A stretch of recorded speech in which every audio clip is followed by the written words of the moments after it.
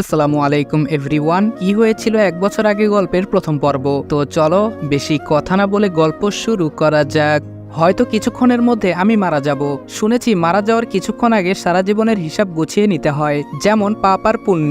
আমার জীবনে পুণ্য নেই, তবে পাপের কোনো অভাব নেই। জানতে চান কে আমি আর কেন আজ আমি এখানে এই অবস্থায়, কেন আজ কেউ আমার পাশে নেই? চলুন আজ থেকে এক বছর আগে থেকে ঘুরে আসি। আমি রেদওয়ান, এইবার ইন্টার সেকেন্ড ইয়ারে পড়ি। বাবা মা ভাই বোন কেউ নেই, আমি অনাথ। বাকিটা গল্পের সাথে থাকুন, ধীরে ধীরে সব বুঝতে পারবেন। আজকে অনেকদিন পর কলেজে যাচ্ছি। কলেজে যাই না ঠিক মতো, কখন কলেজে আসি কখন যাই মুডের উপরে ডিপেন্ড করে। তো কলেজের গেট দিয়ে ঢুকতেছিলাম, তখনই একটা মেয়ে আমাকে থাপ্পড় মেরে বলল, এই ছেলে তোর লজ্জা করে না মেয়েদেরকে আজে বাজে মেসেজ করিস? তোর ঘরে কি মা বোন নেই? তুই কি ভেবেছিস কলেজে এমন সাধু হয়ে থাকিস আর বাহিরে এরকম কাণ্ড করে বেড়াস, কেউ জানতে পারবে না?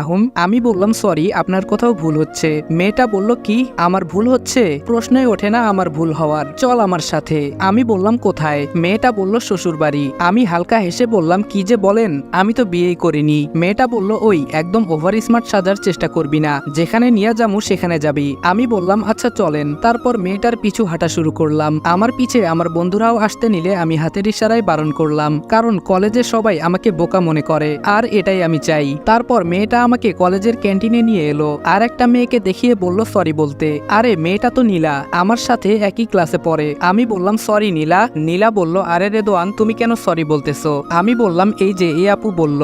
নীলা বলল, কিরে তানজিলা, ওকে ধরে আনছিস কেন? আমি মনে মনে বললাম, ওহ মেয়েটার নাম তাহলে তানজিলা। তানজিলা বলল, মানে কি? এই তো সেই ছেলে যে তোকে ডিস্টার্ব করে, এই যে চেক শার্ট। নীলা বলল, আরে গাধি, তোরে গাধি বললেও গাধি এর অপমান করা হবে। তোকে চেক শার্ট বলছি তাই তুই যে কোনো চেক শার্ট পরা ছেলেকে ধরে আনবি? আগে ভালো করে দেখে তো নিবি, ইডিয়েট। আমি বললাম, আপু আমি তো সরি বলে দিছি, এখন কি আমি যেতে পারি? ক্লাসের সময় হয়ে যাচ্ছে। নীলা বলল, আরে রেদওয়ান তুমি ওকে আপু বলছো কেন? আমরা তো সেম ক্লাসের। আমি বললাম, সেম ক্লাস? আগে তো কখনো দেখিনি উনাকে। নীলা বলল, দেখবে কিভাবে, তুমি তো ঠিক মতো ক্লাসই করো না। আচ্ছা আমি পরিচয় করিয়ে দিচ্ছি, ও হচ্ছে তানজিলা, নতুন ভর্তি হয়েছে কলেজে, এই তো প্রায় এক সপ্তাহ হলো। আর তানজিলা ও হচ্ছে রেদওয়ান, মিস্টার পারফেক্ট। ওর মতো ভালো ছেলে এই কলেজ তো বাদ পুরো ঢাকা শহরে খুঁজেও পাবি না। আমি মনে মনে হেসে বললাম, আমি ভালো ছেলে? আচ্ছা নীলা আমি এখন আসি। তানজিলা আমাকে বলল, সরি আমি বুঝতে পারিনি। আমি বললাম, ইটস ওকে, মানুষ মাত্রই ভুল হয়। তারপর আমি ওখান থেকে চলে আসলাম। নীলা বলল, তুই রেদওয়ানকে কিছু উল্টাপাল্টা বলিসনি তো? তানজিলা বলল, আসলে আমি শুধু বলিনি, দুইটা চরও মারছি। নীলা বলল, কি এটা তুই ঠিক করিসনি, মামুনকে মেরেছিস তাইও কিছু বলেনি, অন্য কেউ হলে তোর যে কি অবস্থা করতো তুই ভাবতেও পারবি না। তানজিলা বলল, আমি সরি বললাম তো ওকে। নীলা বলল, তাও তুই কাজটা ঠিক করিসনি, চল ক্লাসে যাই। আমি মনে মনে ভাবছি মেয়েটা খুব সুন্দর, যে কেউ দেখে প্রেমে পড়ে যাবে। না আমার এসব ভাবা মানায় না, আমার এই নষ্ট জীবনে কাউকে জড়াতে চাই না। এসব ভাবতে ভাবতে ক্লাসের সামনে এসে গেছি। যখনই ক্লাসে ঢুকতে যাব তখনই পেছন থেকে আমাকে কেউ টেনে কলেজের মাঠে নিয়ে এলো। কে নিয়ে এলো তা দেখার জন্য পেছনে তাকালাম। পেছনে তাকিয়ে আমি তো অবাক। আমি যেটা ভেবেছিলাম সেটাই হলো। আমাকে যে টেনে নিয়ে এলো সে আর কেউ নয়, মেহেদি। মেহেদিকে তা তো আপনারা চিনেন না, দাঁড়ান বলছি। মেহেদি হচ্ছে বড়লোক বাপের বখাটে ছেলে। কলেজে সবাই ওকে ভয় পায়। বড়লোক বাপের ছেলে এজন্য না, কারণ ওর বিরুদ্ধে কেউ কথা বললে তার ঠিকানা হয় হসপিটালে। বাবার টাকার পাওয়ার আছে তাই পুলিশে কমপ্লেন করে লাভ নেই, তাই সবাই মুখ বুজে সব সহ্য করে। আর মেহেদি নীলাকে পাগলের মতো ভালোবাসে, কিন্তু নীলা ওকে পাত্তা দেয় না। নীলা আমার সাথে খুব ফ্রি, একদম ভাই বোনের মতো। কিন্তু মেহেদির ভাবনা যে নীলা আমাকে ভালোবাসে, তাই রোজকার মতো আজও আমার ক্লাস করা হবে না। মেহেদি বলল, কিরে তোর অনেক তেল হইছে না, শরীরে চর্বি বেশি হইয়া গেছে। আমি বললাম, ভাই আমি কি করলাম? মেহেদি বলল, তুই নীলার সাথে কথা বললি কেন? তোরে না বারণ করেছিলাম নীলার সাথে কথা বলতে? আমি বললাম, ভাই আমি ইচ্ছে করে ওর সাথে কথা বলি নাই। মেহেদি আমাকে থাপ্পড় মেরে বলল, শালা কুত্তার বাচ্চা, তোরে বলছি কথা বলবি না, সেটা ইচ্ছায় হোক বা অনিচ্ছায়। অন্যদিকে নীলার বান্ধবী মিলা এসব দেখে দৌড়ে গেল ক্লাসে। মিলা বলল, নীলা মেহেদি রেদওয়ান ভাইকে বেধড়ক পেটাচ্ছে মাঠে। নীলা বলল, কিন্তু কেন? মিলা বলল, রেদওয়ান ভাইকে আজকে তোর সাথে কথা বলেছিল? নীলা বলল, হ্যাঁ, কিন্তু ও তো ইচ্ছে করে বলেনি। মিলা বলল, তুই তো জানিস মেহেদিকে, সে তো এটা মানবে না, সে রেদওয়ান ভাইকে পেটাচ্ছে তোর সাথে কথা বলার অপরাধে। নীলা তানজিলাকে লক্ষ্য করে বলল, দেখেছিস তোর জন্য ছেলেটাকে আজ আবার মার খেতে হচ্ছে। তানজিলা বলল, কি আমি আবার কি করলাম? নীলা বলল, তুই সকালে ওকে যদি ভুল করে না নিয়ে আসতি আমার কাছে তাহলে ছেলেটা মার খেত না আজকে। মিলা বলল, তোরা ঝগড়া পরে করিস, আগে রেদওয়ান ভাইকে বাঁচা, না হলে মেহেদি ওকে তোকে মেরেই ফেলবে। তারপর ওরা সেখানে আর এক মুহূর্ত দাঁড়িয়ে না থেকে দৌড়ে কলেজের মাঠে চলে এলো, কিন্তু ততক্ষণে অনেক দেরি হয়ে গেছে। আমার অবস্থা একেবারে বেহাল। আমাকে মাটিতে ফেলে সবাই ইচ্ছেমতো মেরেছে। আমার নাকমুখ দিয়ে পানির স্রোতের মতো রক্ত ঝরছে, তবুও ওদের আমার প্রতি মায়া হচ্ছে না। এটা দেখে তানজিলা মেহেদিকে বলল, এই মেরে ফেলবি নাকি ছেলেটাকে? তোদের কি দয়া মায়া নাই? অকারণে একটা ছেলেকে মারছিস। মেহেদি বলল, মারছি একে, তোর এত জ্বলছে কেন? বলেই তানজিলাকে কষে একটা চর মারলো। তখন নীলা এসে মেহেদিকে একটা চর মারে আর বলে, এই তোকে আর কতবার বলবো আমি তোকে ভালোবাসি না। বিনা কারণে রেদওয়ান ভাইকে কেন কষ্ট দিস তোরা? আর যদি কখনো রেদওয়ান ভাইয়ের পেছনে লাগিস তাহলে আমার থেকে খারাপ কেউ হবে না বলে দিলাম। এই তানজিলা চল, রেদওয়ান ভাইকে হসপিটালে নিয়ে যেতে হবে। আমি বললাম, থাক বোন, আমার জন্য তোমাকে আর কিছু করতে হবে না। তুমি যখনই আমার উপকার করতে চাও তখনই হিতে বিপরীত হয়। এই বলে সেখান থেকে চলে এলাম। কলেজের গেট থেকে বের হয়ে পাশে তাকিয়ে দেখে নিলাম কেউ আছে কিনা। কেউ নেই। আমি আমার গাড়িতে গিয়ে বসলাম। তখন মাসুম বলল, ভাই আপনি শুধু একটা ইশারা করলে ওই মেহেদিকে জমের বাড়ি পাঠিয়ে দিমু, আপনি খালি বলেন ভাই। আমি বললাম, মাসুম গাড়ি স্টার্ট দে। তারপর গাড়ি চলছে। আমি একটা সিগারেট ধরালাম। মাসুম বলল, ভাই আপনি তো সিগারেট তখনই খান যখন কোনো মিশনে নামেন, তাহলে এখন কি? আমি বললাম, না রে, এখন না, আজকে রাতে ধামাকা হবে, জাস্ট ওয়েট। তারপর আমি আমার মেসে চলে আসলাম। আমাকে দেখে সাইমন বলল, কি রে তোর এই অবস্থা কেন? আজ আবার মেহেদি তোকে মেরেছে? কেন সহ্য করিস এসব? তুই যদি জাস্ট 2 মিনিটের জন্য নিজের আগের ক্যারেক্টারে ফিরিস, ওর মতো 100 মেহেদি তোর পায়ে পড়ে যাবে। তবে কেন এত কষ্ট সহ্য করিস? আমি মুচকি একটা হাসি দিলাম, যে হাসিতে লুকিয়ে আছে বিশাল রহস্য, যেটা সাইমনও জানে না। কেন আমি ভালো মানুষ হওয়ার চেষ্টা করে যাচ্ছি। তারপর বারান্দায় এসে দাঁড়ালাম, এসে একটা সিগারেট ধরালাম। আর তখনই সাইমন আমার পাশে এসে দাঁড়ালো আর জিজ্ঞেস করলো। সাইমন বলল, কখন আর কাকে? আমি বললাম, আজকে রাতে। সাইমন বলল, কাকে? আমি আর কিছু বললাম না, মুচকি একটা হাসি দিলাম। অতপর আবারও সিগারেট টানতে শুরু করলাম। সাইমনও আর কিছু জিজ্ঞেস করলো না, কারণ ও জানে আমার নেশা উঠেছে, রক্তের নেশা। আর আমার যখন রক্তের নেশা উঠে তখনই আমি সিগারেট খাই। ও জানে আজ আবার কারো রক্ত ঝরবে। অন্যদিকে তানজিলা ভাবছে, আমার জন্য ওই নিরীহ ছেলেটা এমন ভাবে মার খেলো, কিন্তু ও কোনো প্রতিবাদ করলো না কেন? কেন অন্যায়গুলো সহ্য করলো? আর মেহেদি যখন আমাকে চর মারলো, আমি ছেলেটার চোখে রাগ দেখতে পাই। ওর চোখে যেন আগুন ঝরছিল, কিন্তু তাও ও কোনো প্রতিবাদ করলো না। না, কিছুই বুঝতে পারছি না। আবার হতেও পারে ওদের সাথে ঝামেলা করে পারবে না, এটা ও জানে। তাই শত রাগ হওয়ার পরও কোনো প্রতিবাদ করেনি। তাই হবে, যাক, কাল কলেজে গিয়ে ওকে সরি বলে নিব, তাহলেই হবে। রাত 12:30। মেহেদি বন্ধুদের সাথে আড্ডা শেষ করে বাড়ি ফিরছে। তখনই আচমকা ওর সামনে একটা জিপ এসে থামে, আর জিপ থেকে 4 জন লোক বের হয়। তারা আর কেউ নয়, মাসুম, সাইমন, মিরাজ আর মুন্না। মেহেদিকে কিছু একটা শুকিয়ে অজ্ঞান করে জিপে তুলে নিয়ে যায়। রাত 3:45। মেহেদির জ্ঞান ফিরে আসে। সে আশেপাশে তাকায়, চারদিকে শুধু ঘন জঙ্গল, আর কিছুই সে দেখতে পাচ্ছে না। পেছন থেকে একজন বলে, কিরে কেমন ফিল হচ্ছে? মেহেদি পেছন ফিরে তাকায়। একটা কালো হুডি পরা লোক দাঁড়িয়ে আছে, মুখে সিগারেট আর হাতে পিস্তল। মেহেদি খুব ভয় পেয়ে যায় আর কাপা কাপা কণ্ঠে জিজ্ঞেস করে, আপনি কে? আপনার গলাটা কেমন চেনা চেনা লাগছে, আমি কি আপনাকে চিনি? লোকটা বলল, আমি কে দেখবি? দেখ, কিন্তু চোখটা বন্ধ করবি না। তারপর লোকটা তার হুডিটা খুলে ফেললো, আর মেহেদি লোকটার চেহারা দেখে অবাক হয়ে গেল।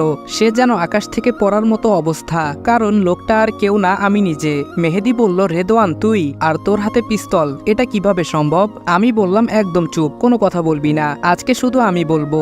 হ্যাঁ, আমি Redwan, the secret devil, king of the mafia world, যাকে সবাই চেনে, সবাই জানে তার সম্পর্কে, কিন্তু শুধু তার নাম আর খারাপ কাজের জন্য। কিন্তু আজ অব্দি কেউ তাকে দেখেনি, কেউ জানে না মাফিয়া সম্রাট দেখতে কেমন। আর যাদের এই সৌভাগ্য হয়েছে তাদের কেউ বেঁচে নেই, আর সেই লিস্টে আজকে তোর নামটাও উঠে গেছে। মেহেদি আমার পায়ে ধরে কান্না করতে করতে বলল, আমাকে মাফ করে দিন প্লিজ, আমার ভুল হয়ে গেছে, আমি আপনাকে চিনতে পারিনি, আমার ভুল হয়ে গেছে, আমাকে মাফ করে দিন। আমি আপনার সম্পর্কে না জেনে আপনার গায়ে হাত তুলে ফেলেছি। আমি বললাম, যদি আমার গায়ে হাত তোলার কারণে তোকে মারতাম তাহলে কবেই তুই এই দুনিয়া ত্যাগ করতি। তুই একটা নিরীহ মেয়েকে টর্চার করিস, তাও আমি চুপ ছিলাম, কিন্তু আজ তুই একটা মেয়ের গায়ে হাত তুলেছিস, এর শাস্তি তোকে পেতেই হবে। মেয়েদেরকে সম্মান করতে শিখিসনি তুই, এতে তোর কোনো দোষ নেই, তোর মা বাবা তোকে শেখায়নি, এটা তাদের দোষ। তবে তুই চিন্তা করিস না, আমি দুজনকেই শিক্ষা দেব একজনকে শাস্তি দিয়ে। তোর বাবা মা যে শিক্ষা দিতে পারেনি আমি সেই শিক্ষা দেব। তফাৎ হলো ওরা তোকে বকে শিক্ষা দিত, আর আমি দিব মেরে।